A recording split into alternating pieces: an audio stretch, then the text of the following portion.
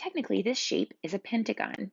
But since we don't know how to find the area of a pentagon, we're going to divide it into two shapes that we do know how to find the area of.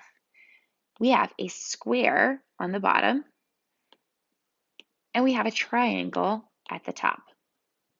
For the square at the bottom, my area is base times height.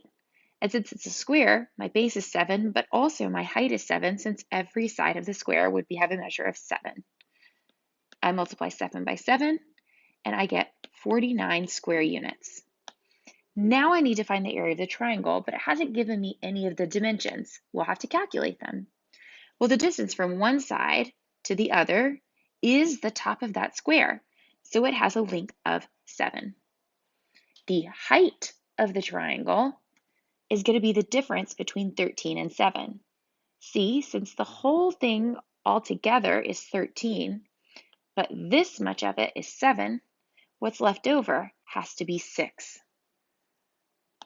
That means when I'm finding my area, base times height divided by 2, my base is 7, my height is 6, and I divide by 2 to give me 21 square units.